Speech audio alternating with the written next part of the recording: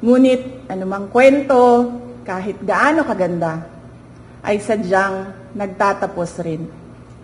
Earlier today, June 19, 2024, I sought an audience with the President and tendered my resignation as the Secretary of Education effective July 19, 2024.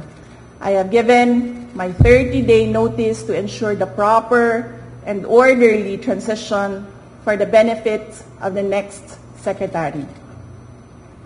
Mga kababayan, ang aking pagbibitiw ay hindi lulan ng kahinaan, kundi dala ng tunay na malasakit para sa ating mga guro at kabataang Pilipino.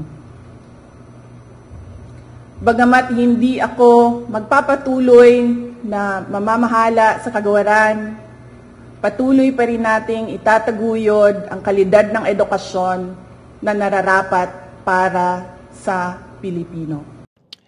Ayan, breaking news tayo guys. Sa wakas, nag-resign na si VP Sara as the Secretary of the Department of Education, as also doon sa being secretary sa NTF-ELCAC. Ito po yung matagal nating inaantay.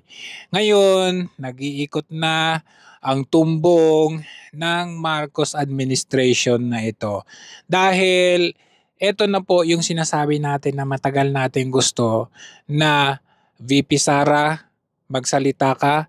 VP Sara, gumising ka na. Well, sa tingin ko matagal nang gising si VP Sara. Masyado na nga lang mataas ang kanyang tolerance at tila baga meron siyang inaantay. Ito ba yung inaantay natin? Parang malapit nang matapos ang June. Ano kaya ang mga susunod na mangyayari dito?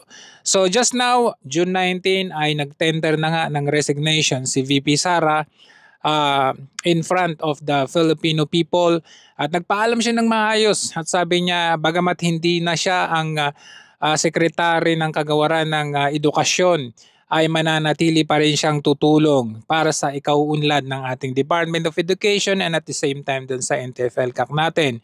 But being the sole, being mag-isa na niya ngayon dahil she is exercising her power as the Vice President. Ang mandato ng 32 million people ay ang trabaho na niya ngayon ay sarili na bilang pangalawang pangulo. Hindi na siya gabinete or tau-tauhan nitong si Marcos. Hindi na niya ang kailangang maging presence sa mga concert or events na walang kwenta nitong Marcos administration. So yan po ang ating update ngayon.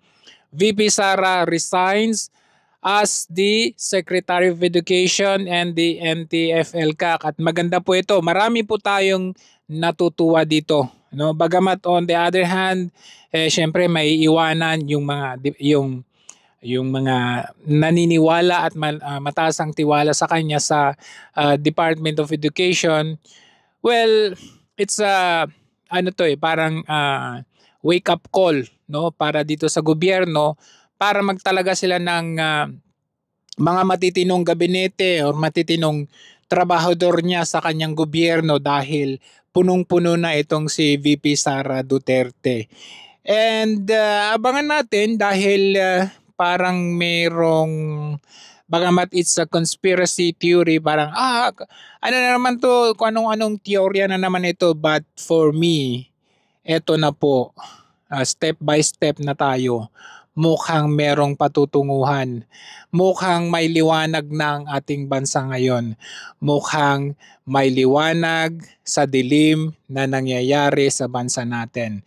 And we, on behalf of the Duterte supporters, and of course hindi lang mga Duterte supporters, mataas po ang tiwala at respeto namin dito kay VP Sara dahil ito na nga, mukhang nakakakita na kami ng positibong pangyayari sa mga susunod pang panahon.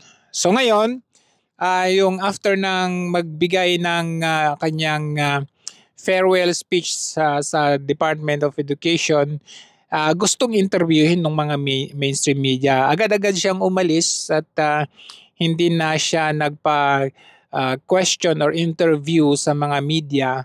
Well, para maiwasan na rin yung mga kung ano-anong mga bias din naman ng mga yan. Well, let's see kung ano yung update ni VP Sara dito. But one thing is for sure, maganda na ang susunod na pangyayari dito. Yun lang mang ho ang ating update for today.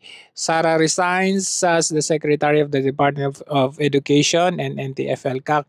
Ingat po tayo. Maraming salamat. Bye.